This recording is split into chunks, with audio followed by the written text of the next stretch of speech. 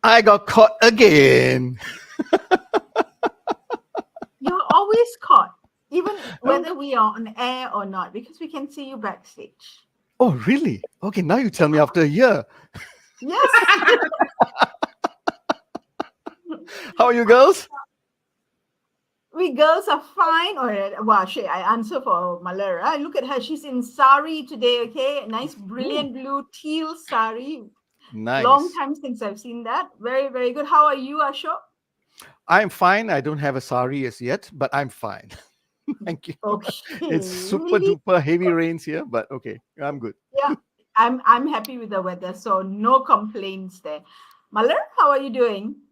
I'm actually very good. Thank you very much. Really excited about today because can you imagine it is the last show for the year? So I don't know whether I'm excited or sad. So it's a whole mix of feelings. Okay, there comes my emotional side. So I'm going to take a break from the emotional side and let's get on with the show because we have quite a bit to cover today. Okay. Correct. But I think before I do any one of that, I must say that this year, having Ashok on board, right, Nifa has really stretched me and I've really enjoyed learning, right? So Ashok stretched me in many ways in asking the questions that he asked with a serious look when we were doing the prep, right? And Sham, you stretched me in so many ways that, like to a point where, yeah, it's never good. It's never good with you. Because I was looking through how much of changes and stretches we've experienced this year because of the combination, working, the three of us working, and all three of us fortunately different. Right. So I'm very grateful. I'm very grateful. I'm very excited to share our milestone and our journey together. So I want to thank both of you in case I don't do it privately. So publicly, thank you very much, peeps.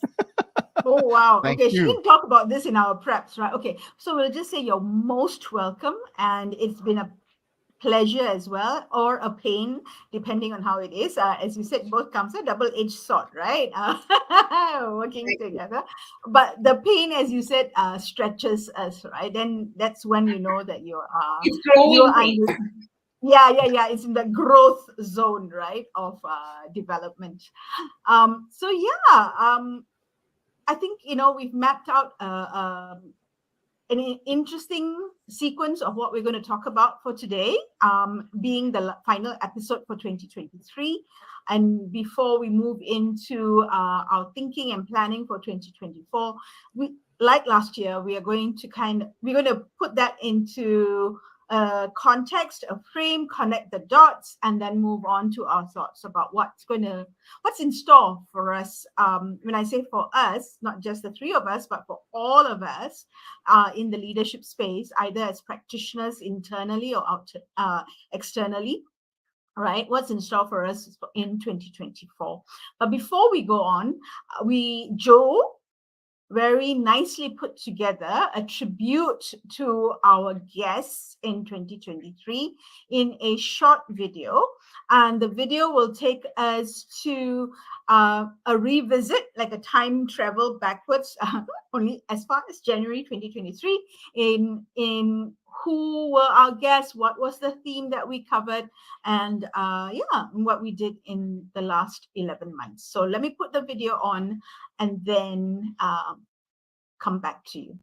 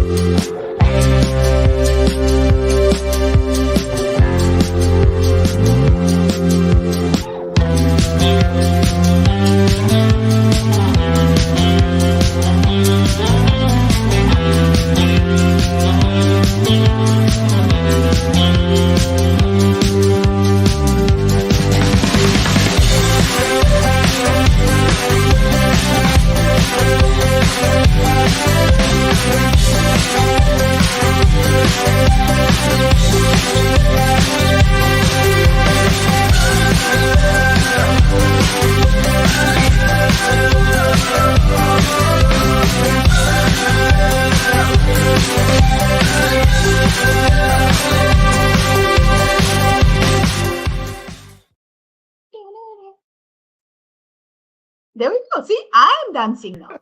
I have to join you. So there is influence amongst the three of us, right? Good or bad. All right. Ashok, so we had quite a range of themes, right, that we covered in 2023. I think Malar is going to tell us a little bit more about it in detail. So I'm going to hand over to Malar and for Malar to unpack it for us, or rather revisit and remind us of what the themes were. Nice, thank you. I want to just say hello to Gerald because I think he's saying hello on LinkedIn. For some reason, Gerald, we're not able to put up your comments yet. We're trying to fix that, but we see you, so keep your comments coming, and we'll figure out a way. Yeah. All right. Farouk is. Oh, Farouk is also in it. Hi, Farouk. Yeah. Thank you for joining us. It's really nice. You know, Sham, we can see Farouk now. Yes, it's Farouk is on Facebook. So I think we're only having some problems with challenges with LinkedIn, right? But let's move on, right? We if you look at the themes, right? We started off with how to think differently, right? We looked at, what does it mean in leadership to think differently? And I think this is a theme that we are always thinking about, how to be different, right? And then we moved on to leaders of change. Now, as leaders, how do we lead change? As we lead change, how do we add value? So our next theme was actually value-driven relevance. Now, we don't only want to add value, but we want to make sure we are relevant, right? Now, and if you know you're relevant and you are value-driven, then how do you give voice to this relevance is what we went on to next. And by giving voices, we all know that giving voices is one thing, but staying as adaptive leaders become very important. How do we shift when we find that we need to shift to be relevant for today's business, right? We looked at adaptive leaders, and then we looked at resolute leaders. How do we stay focused in that way? Which then made us dig deeper into what does it mean to have purposeful leadership. Now, as we go into the being purposeful, how do we stay on focus with the purpose of our role? We realize being purposeful is not enough. We need to also evolve, right? And then evolve to do what? We realize that on our own, it's going to be challenging. How do we now practice collaborative leadership? And we finally ended the month with mindful leadership. Now, when we look at all our topics and trends of topic that we had consciously, unconsciously chosen, I think there were two themes that was coming through for us. One is what are the parts that we need to keep as leaders or in leading? The big story. So those are the things that we focus on, right? Value-driven, change, resolute, purposeful, and mindful. on the word, it's full, right? So we look at, as leaders, to really be effective, how to stay focused, so what to keep. But we also grappled with the idea of what needs to change, right? So we looked at, how to be adaptive. What are the changes that we need to do? How do we evolve as leaders as well as, lead change, right? So two things kept coming. What stays and what is relevant stays. Some things we need to relook. What worked yesterday may not work today, may not work for tomorrow, and those things need to shift, right? And that was the big thing. So, and I think it's quite true for leadership that all the time, in especially leadership, we need to find our sweet spot between what stays and what needs to shift, either let go or change, which then leads us to now be very mindful and focused of how do we now decide? How do we make choices about what stays and what goes? And of course, we have got our expert Go Ashok, who is often looking at what are the changes and trends. Yes, he does. I was so intrigued. I was just listening to whatever you were saying, Malar, like, wow. And that's what I love about this show, because yes, we have had so many leaders who came on our show. They shared so many things with us. And like I keep saying, this is a weekly show where we are learning from leaders. It's like reading a book. And I like the way Malar packed it up again. And then I was thinking, this can be each chapter for a book from Lifa. Never know, because I could see the whole narrative over there. Beautiful. Good. Wonderful. Thank you, Malar. And Sharmini saying, yes, we shall. I'm very sure you write the book and we will read the book. Yeah. And I'm sure all our fans would love to read the book also. So thank you all for all logging in and following us. Okay, so I'm going to be talking about trends. But when I'm talking about trends, Sham and Malar and everyone else here, I've got to take 2 steps back, set up some context first, because what I've observed is not only listening to our leaders who have come on board and shared with us over the course of this 11 months, but also my observations in many conferences that I've attended, and also conversations with clients and leaders that I've been having, right? So if I take 2 steps back, I'm going to start with 2022. See, what happened was in the world, right, for all of us here, when we were coming out of the old COVID vaccination protocol and all of that in last year, we went into the whole kumbaya and all of that because we're coming back to the office, right? And then what we started to do was we started to look at businesses, started to look at the next 3 to 5 year plans, right? I'm assuming they did, right? I would say most businesses started looking at a 3 to 5 year plan, and they started measuring how they were performing in 2023. And I'm going to say, I know there are many measurement tools they may have used, but I'm just going to rely on one, P&L, as one metrics that they had used for 2023, right? So like I said, there are other matrices also. So by last quarter and this quarter, they would have seen a story. Are we hitting our P&Ls? Are we missing it? Or are we on target? So what's going to happen is we are either going to see some shifts for next year based on how they're performing. Like I said, I'm only talking about one matrix. There could be other matrices. But in the course of this period, what we are seeing is there are some factors, some sands which are shifting. For example, right? Technology. For all the conferences that I've attended, and even some of the guests leaders who have come on our show, they continuously talk about technology as an important impact, as an important influencer that is impacting businesses. Yes, end of last year, ChatGPT came out to the foray. People talked about it, but a year later, now it's November. Yeah, it came out last year, November. People are also talking about all other forms of generative AI, and the conversations are spreading even more, where organizations are already looking at how do I bring this in, even at HR practices, policies. What are the tasks that I can look into more deeply, right? Using generative AI, whether it's from a learning point of view, whether it's from accounting point of view, from a legal point of view. So you see these conversations coming up. And I think we've come to a stage where it is not, you think it will happen. I think it's already happening, right?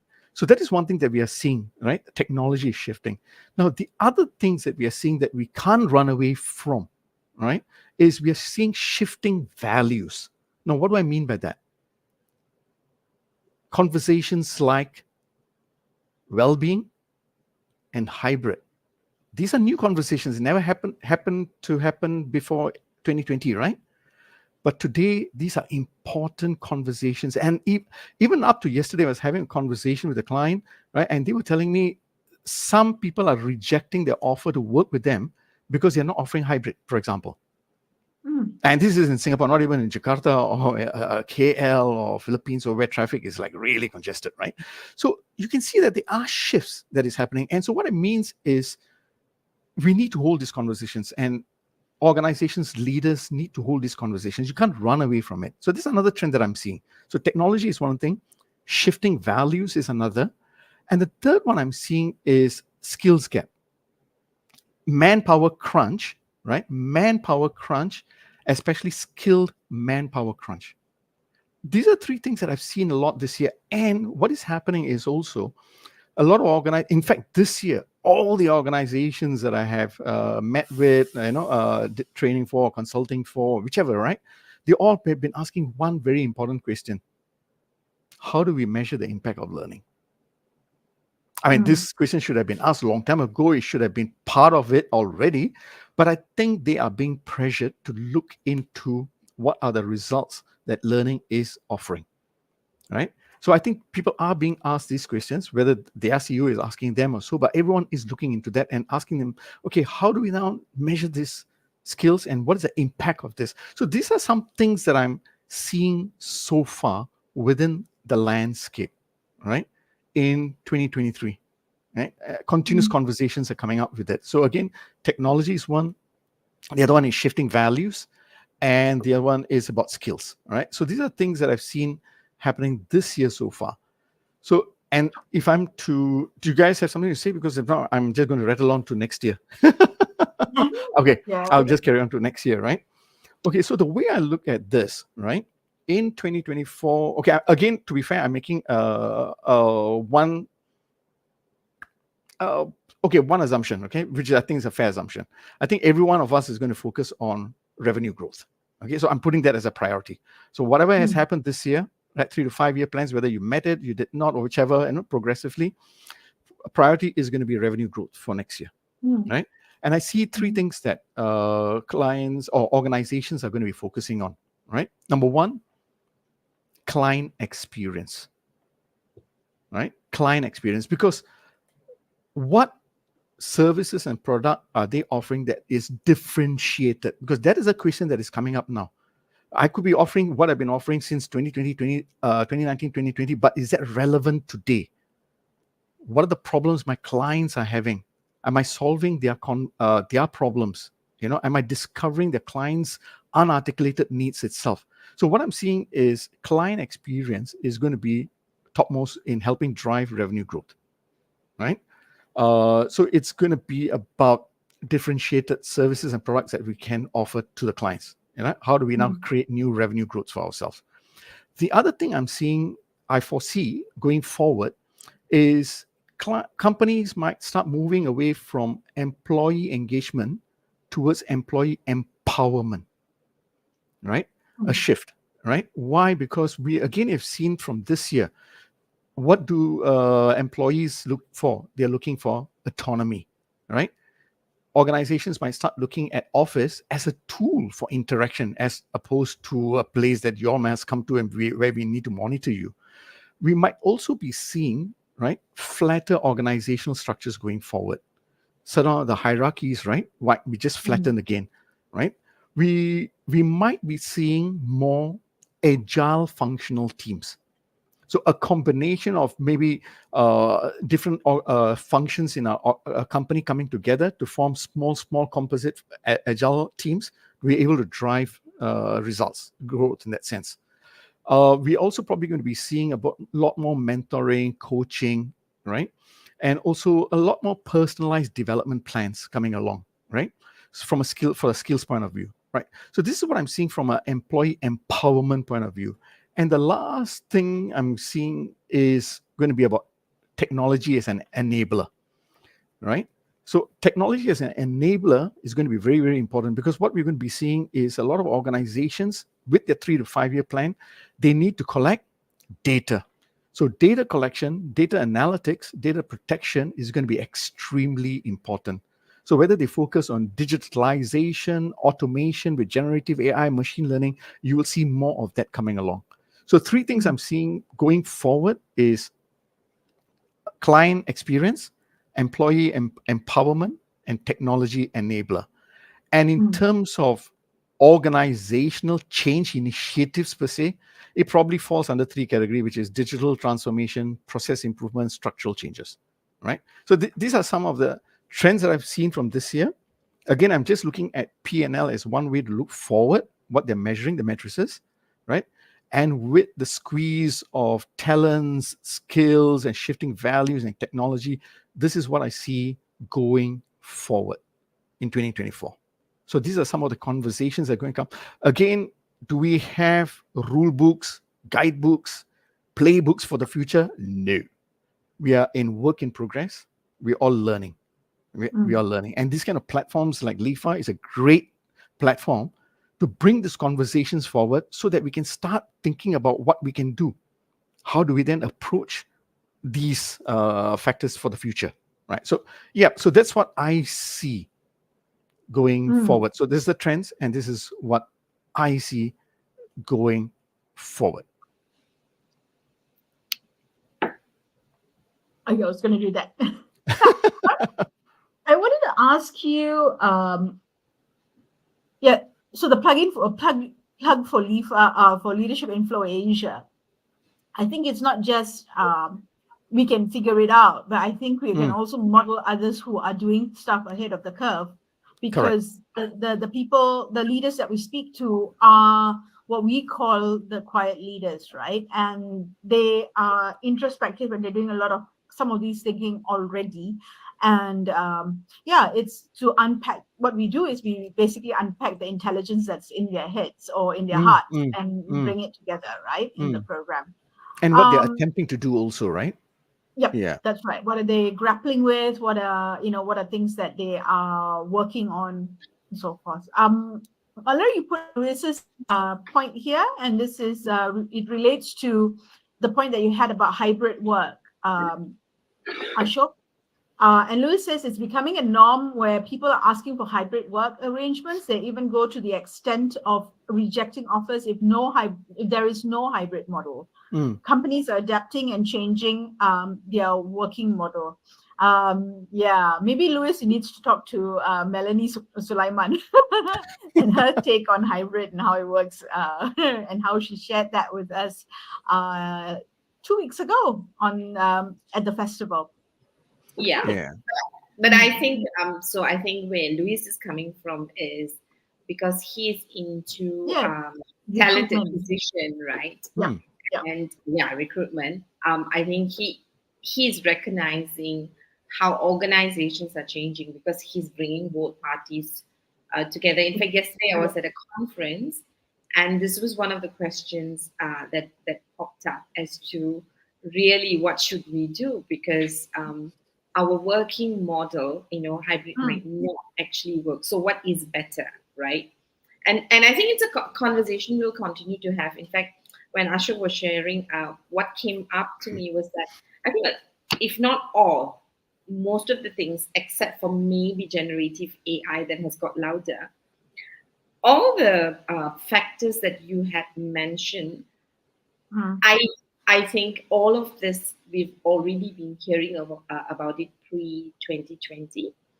But I think now post-2020, i.e. post-pandemic, because of the changes that has happened, it has become louder, right? And I think what is really interesting, like what you said, when we look at our guests who have had experience either doing it, trying it and becoming successful, or trying it and having had learning experience who come and share with us, help us find our own sweet spot in the decision that they are trying to make as leaders.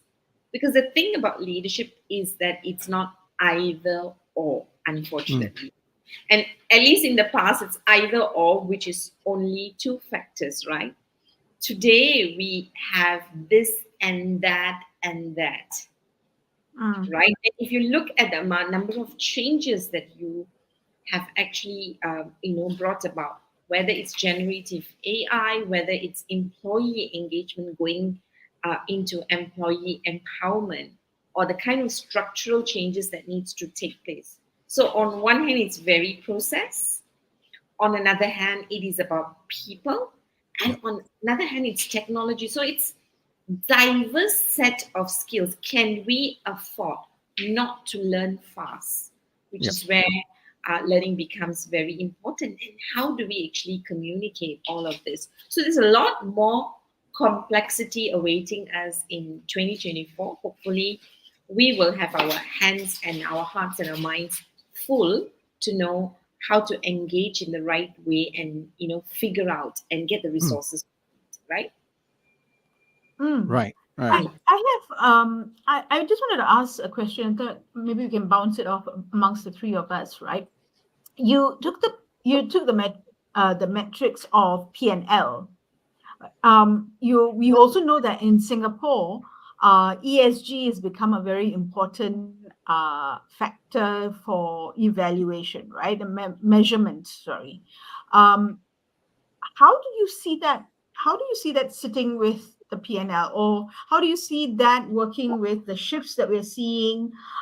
Is there any correlation, and also where the movement that you see, we need to look at in 2024? Okay, so from a ESG point of view, yes, companies are talking about it, but I think they're also grappling about at what levels and how do we do it. They're experimenting it. Some organizations are still parking it under the CSR, right? Some of them have even looked at how can we embed it into a KPIs also at an individual level. That means it can be as simple as what they do on a daily basis in terms of saving electricity or waste paper, whichever, small things, So I think companies are still trying to understand it, because even within ESG, there are different assessment and measurements, right? Yeah. People are trying to have a grapple with. Now, that is at the MNC levels. I think they've got the deeper pockets, so they have embedded it in some form or the other. Now, at the SME levels, if you talk about ESG, they'll tell you sustainability. I want to make sure I have sustainable profits first. All right. But if it becomes a requirement for me to be able to do business overseas, then I might look at what is a bare minimum. And I will look for what are the frameworks or the funding I can be able to do that. So yes, ESG there's a little buzz, but it's not been pushed down very hard as yet, because I think at the government level also they're looking at how do we help the SMEs? What levels do we help them with? MNCs are able to embed it themselves. Yeah. So it's just a space to keep an eye on as we go along. Yeah. I suspect in Singapore it's going to become a little bit more important than it already is. And it might be something that organizations and leaders have to pay more close attention to. But that's a suspicion more than anything else, more of a feeling. Right. Okay, right. So we are hitting the mid way, and based off, and let's launch off from what your insights around 2024 or for 2024 is, right? In terms of moving away from employee engagement to employee empowerment, you're looking at a stronger focus or more in-depth focus on client experience or customer experience. Technology as an enabler. And an enabler, right? We are going to look at how, in order to support that, how we can connect the dots in terms of a change or transformation perspective, communication perspective, and a well-being perspective, right? Okay. So change is your space. Ashok. Okay. I would like to talk about some frameworks that I've learned in this year, right, 2023, as I talk about this, because this is going back to what Malar says. This is very, very important. Okay. So regardless of what are the changes that we're going to be implementing at the organizational level, whether it be digital transformation, I'm just classifying it as these three, right? Digital transformation, or whether it's structural or process improvements, right? What I've seen is from a change experience itself, a committed leaders are going to be extremely important. Now, I'm not just referring to leaders who stay at the very top, right, who could be sponsors, but also execution team leaders. That means your middle managers and all that. I'm also going to call them leaders, right? Yeah. Now, this group of people are extremely important, right, in being able to drive the change. Now, what I've realized this year, right, and it struck me early part of this year in March, I think, when Malar introduced the authentic leadership framework, right? Developing as a, there you go. Thank you very much for that. And this struck me. I said, you know what? This makes a lot of sense, because I also noticed that among our leaders this year who came to our show, I call them the self-aware leaders, right? I call them, at different levels. There are different levels of self-awareness, but they all have the self-awareness about who they are, about their identity as a person, as a role, right, in an organization and even outside the organization. So they have that self-awareness of who they are. They tend to have the clarity of their values, right? And yes, they know their strengths and weaknesses, and therefore they know their sweet spot in terms of the gifts that they have. What are the talents that they have? What are the gifts that they have? And they are in a very good position. Like, they have a very 360 view of being able to support people, teams, right? And when they look at an integrated life, they're looking at not their role in an organization, but in the community and society as a whole, right? And this is something that I've noticed among all our leaders, at various levels, at various depth levels and all that kind of stuff, right? And if for whatever change that we are going to be driving, right, this is something that has to stay. Leaders who are going to be responsible in executing change, who are going to be driving the change or sponsoring the change, they've got to be deeply self-aware about who they are and how they show up as an authentic leader in executing these changes and driving this, because they are relating to people, right? They need to have the deeper level of empathy to understand what are their concerns from people's point of view. How will this change impact them? The conversations they're going to be having, right? And like a leader who shared with us last year, leaders are paid to hold conversations, right? If you remember what Vijay Madhavan said last year, right? So, and this is something that is very, very, very important, right? And to me, this is at an individual level. To me, I think this is not just only for leaders. I think everyone should get into this space of understanding who they are, going deeper to understanding who they are, their values, their understanding their sweet spot, right? But in an organization, as we are leading and driving the change, self-aware leaders are going to make the biggest impact, who have a very 360 view of not only the business results, but their team performance, and also about the individual growth as a person, as a leader, right? So this is something that is very important that I see, right? Now, the other one, and the other framework that I like to refer to, Malar, is the ADKAR framework. Yes, we talked about it from a change perspective, right? Now, what is going to be important is this. I know this model was developed when they were trying to help people with personal change, but it can be done for organizational change also, some aspects of it. For example, when you're going to be driving change, right, you definitely need to help people understand why this change is important. The why is important. You need to have a shared purpose. You need to link to that. And that's where your piece will come along, Sham, which is about awareness, the communication, right? And yes, we need to create the desire for the change. How will this change not only benefit me, but benefit my clients, benefit my team members and all that? They need to be able to see the what is in it for me very clearly. Now, and as we go through and say, okay, this is the change that we're trying to develop for or trying to drive for the organization, there will be some of us who will have that shortest, may not have this knowledge. So we need to focus on the knowledge transfer, right? We need to provide people with the frameworks, the tools, the processes, the knowledge itself. Now, most important, right? Like I always keep saying, classroom teaching is only 20% effective. The 80% learning effectiveness comes from you applying what you learn. So a lot of the times when we talk about skills, this is where we need to focus on creating the ability of the people to have the skills, to develop, to drive the skills, right? And that's where the coaching, mentoring, and all that comes in. And the reinforcement comes in, whether like what Malar did earlier, public recognition, private recognition, and different types of ways to ensure that the right behaviors are reinforced. So I see that this will also need to stay. So self-aware leaders using this framework to be able to drive change going forward. Okay. Sharma, then I will leave it to you to talk about the communication piece around change. Not yet, not yet, Or whichever. not yet. Yeah. I just wanted to draw attention to Stephanie Lai's comment on LinkedIn, and she Okay. said, "Spot on, Ashok." Okay, and this was Okay. when you were sharing about the first model, Got it. earlier on. Yeah. Yeah. Thank you, Stephanie.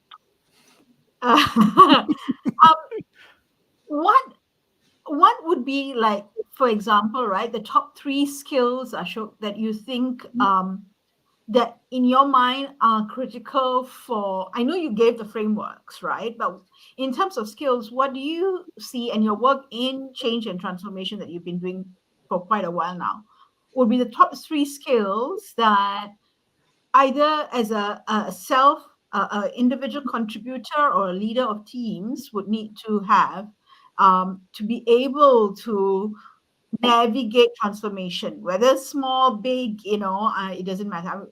Yeah, right. So what do you think are the Okay. So I'll talk about leaders, right? Whether it's middle managers or thereabouts. Communication. Now, when I refer to communication, I'm not just talking about your town hall level communication. I'm talking about really the interaction levels, right? Interaction, your conversations. That is extremely important, because you're going to have many kind of conversations with stakeholders, with the individual contributors, everyone. So it's about so I'm going to park it under communication / conversation. Sure. Extremely important, because you will have difficult conversations along the way. Yep. Right? The other thing is about decision making. More often than not, I've noticed, right, this is where people get stuck. They're not very clear about who's accountable, who's responsible, right? How information should be shared with the right group of people, and what are the type of decisions that needs to be made, right? So people do not have very clear decision making tools or processes, and this is where they get stuck. Oh, what's the next step I take? And the other thing is, because sometimes with change, we're bringing so many different groups of people. You need to have trust. You need to learn how to bring in trust, right? Because you're working with different functions in different organizations, maybe depending, right? Different stakeholders. Trust. So these are 3 important things about how you build the trust, have the ability to converse or communicate in that sense, right? And make decisions. Okay. And I think that leads us very nicely into the next piece, which is communication, and which I'm going to link to trust anyway. Okay. All right. So thanks for doing that, and also for summarizing what, from a change perspective, we may need to be focused on, right? So in communication, on my segment, what I want to do is, in a way, contextualize communication. Right, contextualize communication, or as well as build a case for communication skills, right? And the reason I'm doing that is, or you might ask me, why am I doing this, right? Because communication is one of those top skills that you see in many reports, or all the reports, the Gallups, the McKinseys, the Mercers, right? It comes out as one of the critical skills that you need to have. Yes, it does. At the same time, on the other hand, I think sometimes there might be a tendency for leaders in organizations to downplay, or it's communication. It's a no-brainer kind of a thing, right?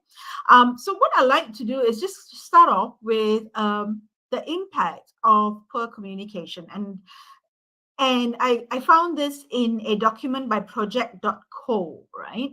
I'm going to put it out here just for you to absorb it, while I give you some statistics. And the statistic is this. It was a research done together with Grammarly. Grammarly, for those of us who use it, it's an editing language software, right? I love it. I hate it. It's a love-hate relationship. Anyway, it says in the research, poor communication costs. This is very US-centric, but I think we can extrapolate from that, right? US businesses an estimated $1.2 trillion annually. Not billion, not million, trillion. Okay, we've gone into that space of trillion, yeah? Or you want to make it a little bit more, a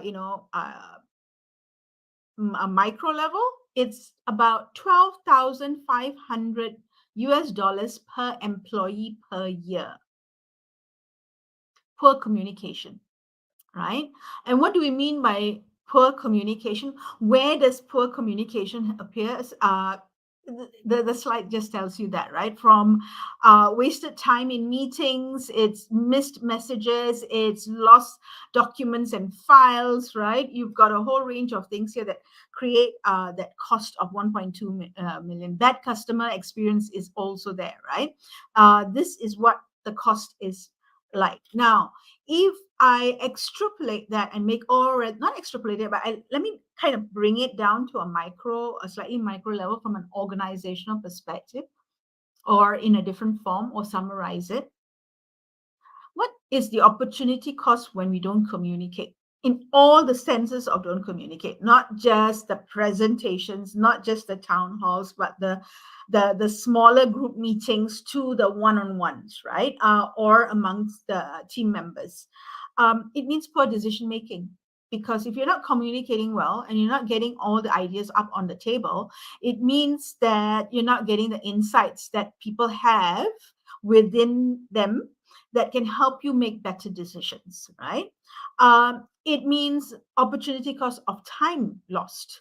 The fact that if you're not clear and concise in our conversations or our communication, there's a lot of back and forth that's going to go happen until people realize, oh, that's what you mean, all right? Or that's why that proposal is important, or that idea is important, and why we need to sign off on it, right? It means a negative impact on your brand. And what do I mean by brand? It's not just the organizational brand, but your personal brand, right? Now, if we take this and we go into the next level of impact, what then does this mean at an organizational level? Now, if you don't have the ability to communicate or get your ideas across, it could potentially mean that you have a clogged leadership pipeline, because as the current leadership, I'm not able to spot people who have the ability to integrate, to analyze, integrate, conceptualize, and communicate those ideas across. I'm not able to do that. So it's clogged because I can't progress up. I don't know who to bring up. Or I might make another decision. I need to get people in, right? How do I unclog it? I'll just put people in there who may not be ready for a leadership position. Yeah. So that's one.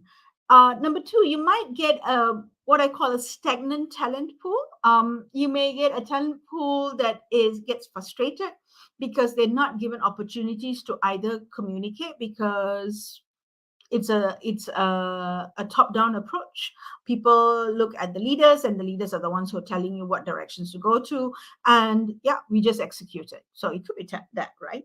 It could have, in your words, especially as what you're looking at, revenue being something of an focus, it could have revenue impact, because from a customer experience perspective, if you're customer or client facing and you're not able to communicate ideas, then where's the revenue coming from? It's lost sales. It's lost sales opportunities, and that means your revenue, your top line is going to be impacted, right? Now, then you might ask me, Sham, what are my little button in the middle has gone wonky again. Yeah. So what then are these communication skills that are important? There are four that come to mind, right? not come to mind. These are the 4 that I called out based on my readings and what are the different. There are lists that go on for 17 different skills. Okay, I'm like, okay, let's not deal with 17 different skills. Let's deal with the skills that we can pass on. What are the critical ones? Listening is one, right?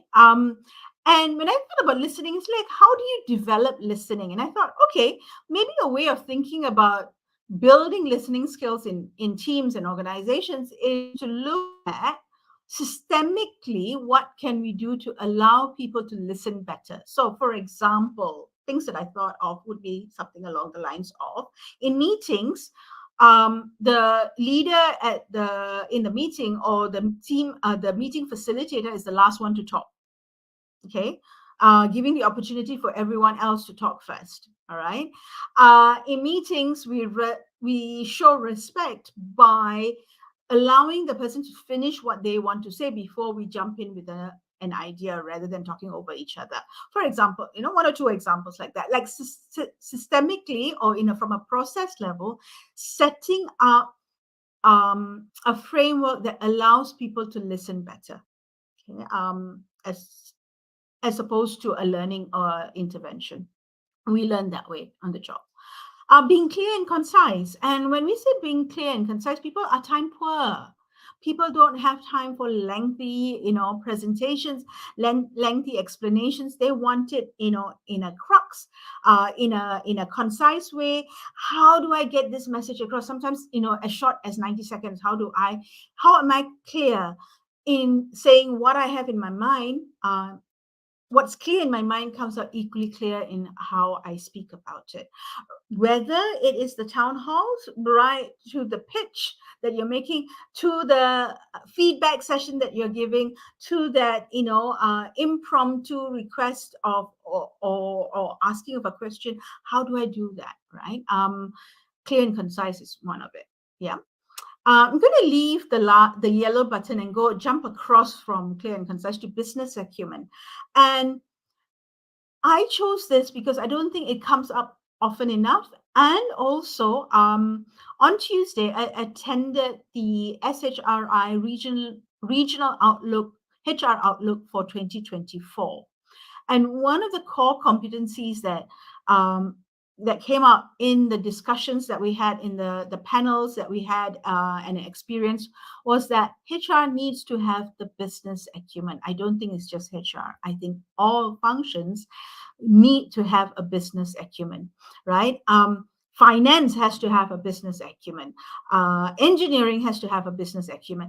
R&D has to have a business acumen, because if you need buy-in from the other functions, you need to understand how what you're saying relates to them and make that connection for them at that intellectual level. If not, they're not going to make that connection. And so that is very, very critical, because if you can connect the dots for them, decisions are made a lot faster. You can go grab those opportunities that are, staring you in the face, all right, or solve the problems that need to be solved very, very quickly. All right. And the 4th component is well-being.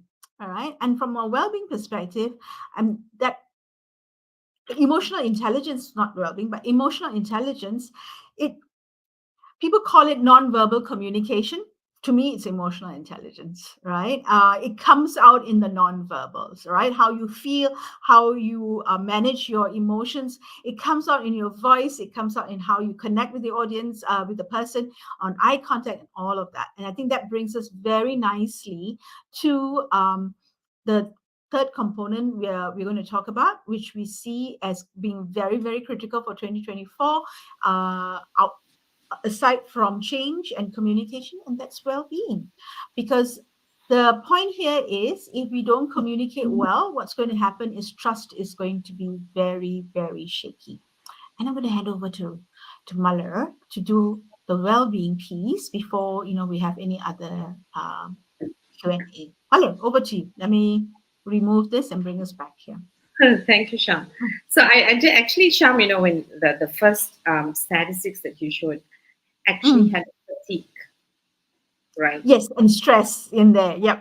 Fatigue, right? That's interesting. So, and you know, why is well-being important, right? If we look at the number of changes that Ashok looked at in terms of trends, so can you imagine how much we all need to cope, right?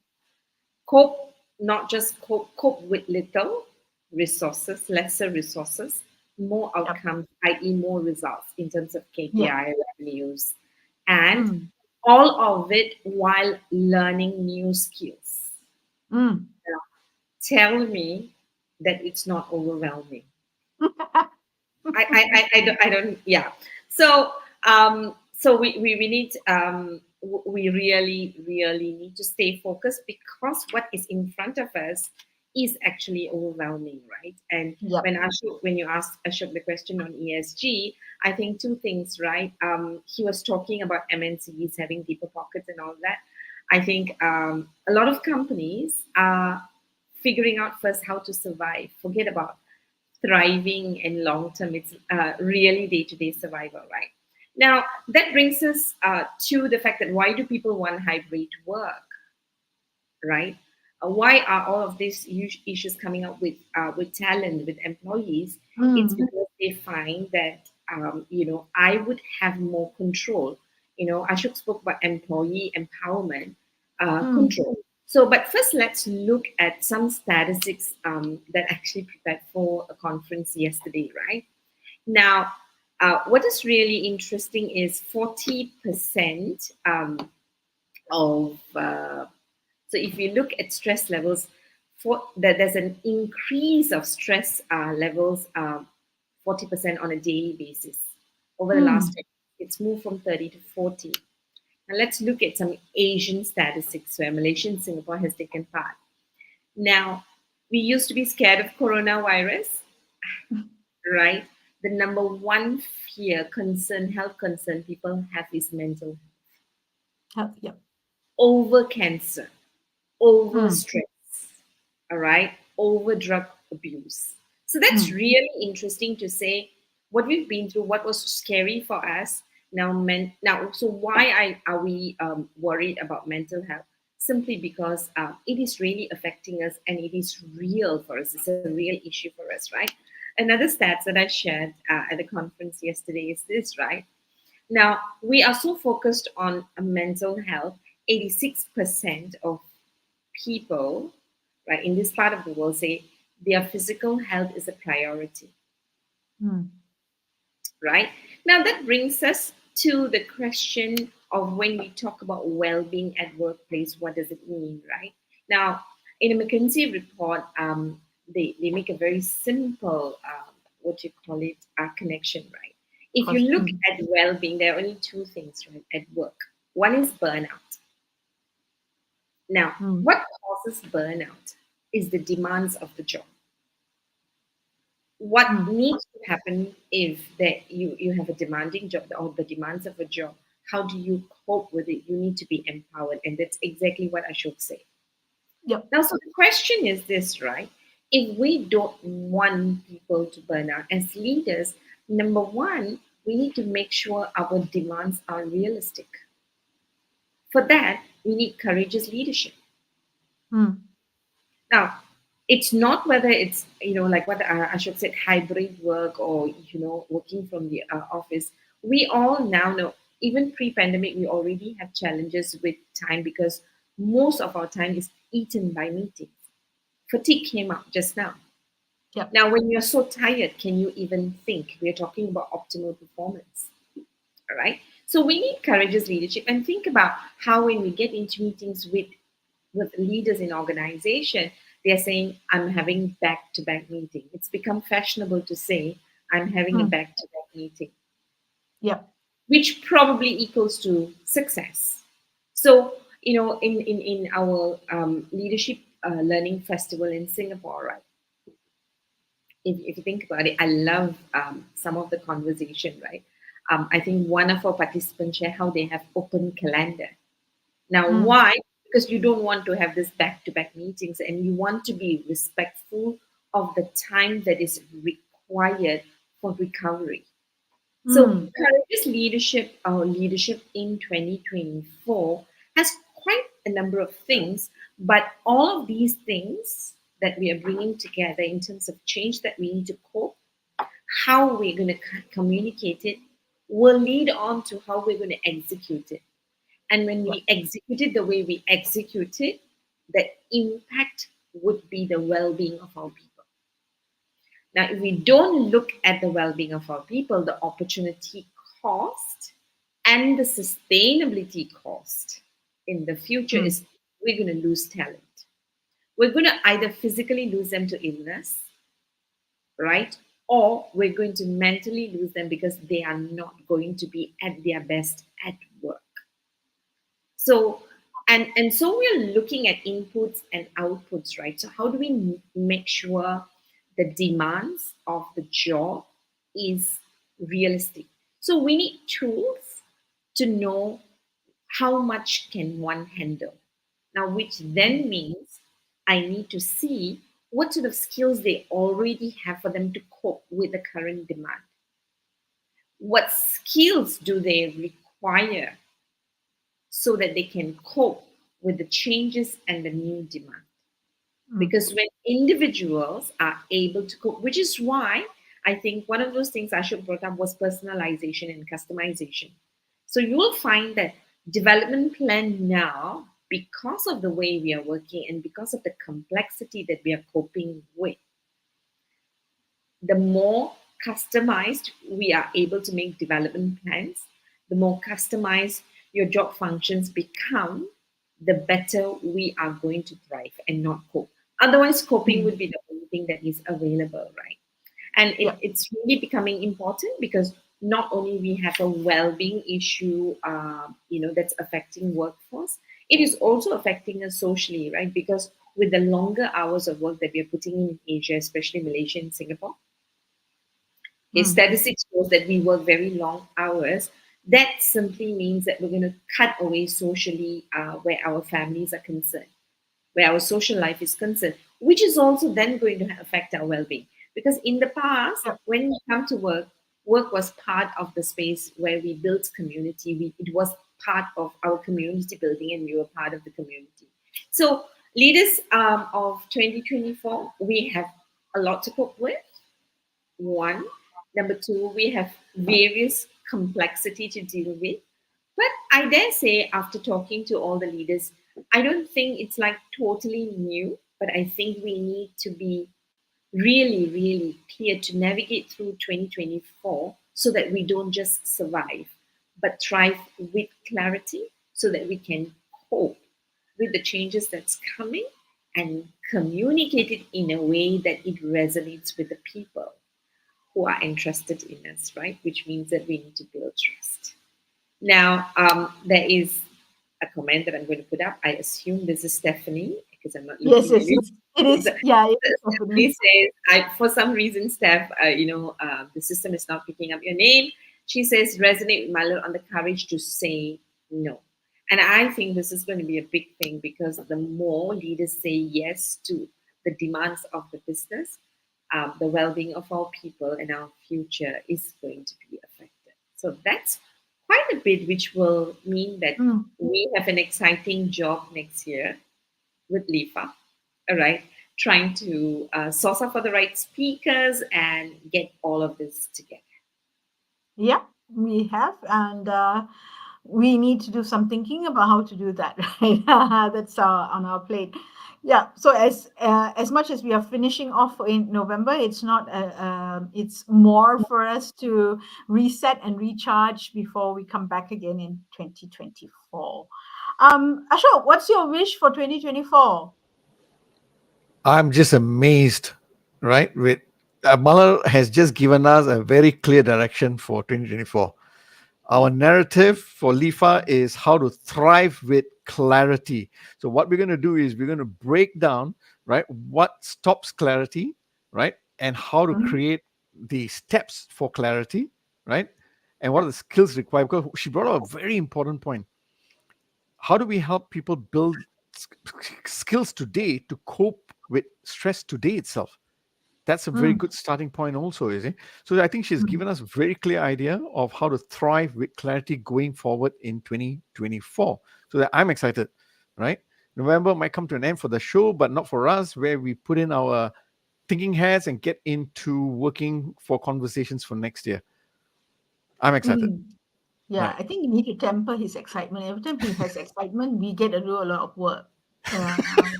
Yeah. Yeah. No, I love Ashok too much to say that because he does a lot at the back end. So no, Ashok, yes, it is quite scary, but yeah, I mean, we know you will do the work. Yeah.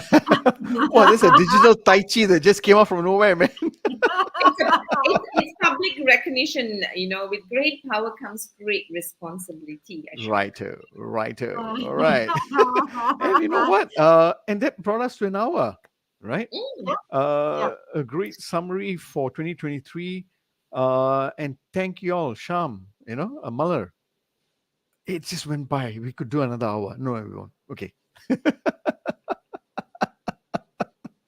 All right. So leave it to you to do All our right. closing.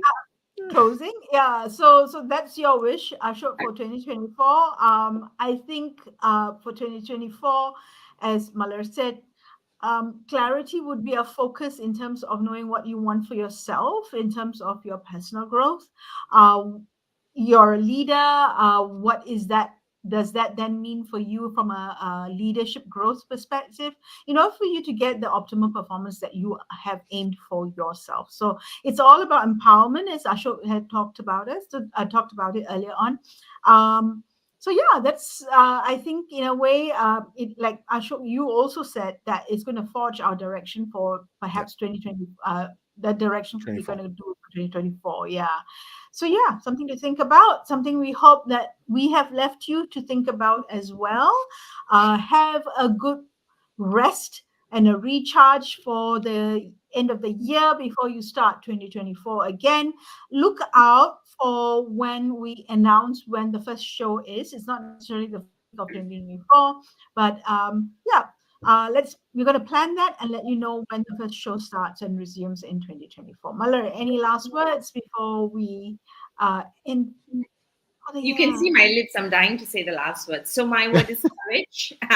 My hope for us as a team and for the contribution of LIFA is that we will find the courage to bring on the right topics and courageous speakers who need to do the right thing for the people. That's really where my heart is leading me. So with that, thank you everybody for having supported us, especially those who show up most weeks or try it every week, and for passing on a good word about us.